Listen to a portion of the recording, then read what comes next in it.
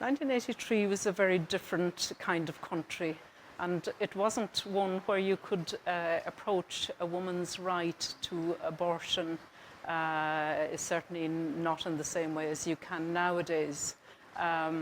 We had only achieved things like equal pay, and were working up to certain rights. The amendment that was proposed in 1983 put the fetus's life on a par with the mother's life. Ireland in 1983 was, I suppose, a very different time to what it is today. It depended as well, I think, on where you were living. I think the Ireland, rural Ireland, where I had grown up and where I would return to from time to time, was a very different place than certain areas in Dublin where I lived. But then again, Dublin, or life in the capital, was also different depending on who you associated with. Well, it was, in 1983, when we were fighting, to retain the 1861 Act, it was very difficult, particularly in rural Ireland. It was very difficult because people were totally opposed to it. You couldn't mention the word abortion even at that time.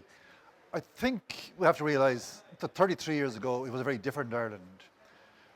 For example, in the context of the debate that was happening, we didn't have comprehensive family planning in Ireland.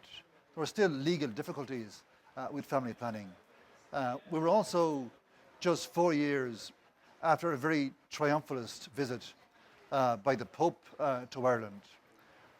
And we were in a situation of really that there was a very, very small left progressive voice in Ireland at that time. And I suppose I have some memories of some of the events that took place within the school around this time. And one in particular was Saturday.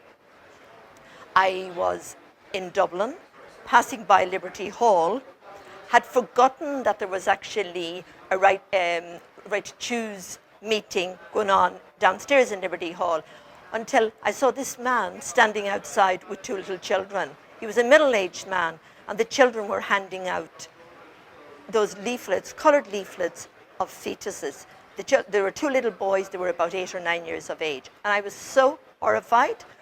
I got into an argument with the man that he would have children doing this kind of task, and in the end I decided I must go downstairs to the meeting.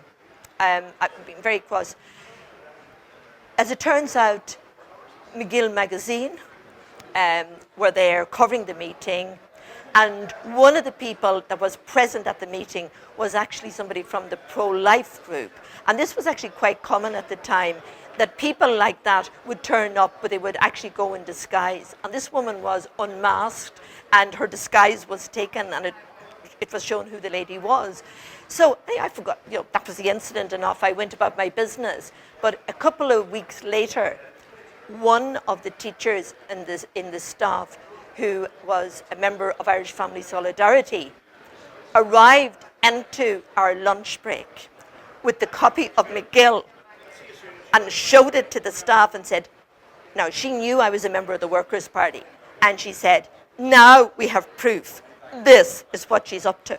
My photo had actually appeared in the McGill because I was quite close to the woman who was actually being unmasked.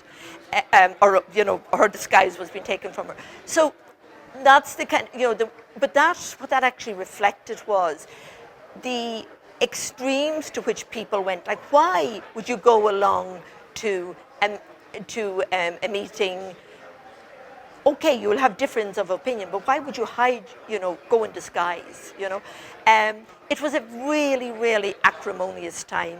Trying to get people on side, it was highly dangerous canvassing. We canvassed houses in rural Ireland, in Kells and Navan, and some people even canvassed as far as Roscommon and down in Longford and that. And I myself in Navan town got hit with a stone in the back of the head, and that's how strong the feelings were. People wanted to tell their stories, but they didn't feel they could put their names to it. So they wrote to somebody who, in the figure of Tomás, they would see as open to their experiences or perhaps sympathetic to their views.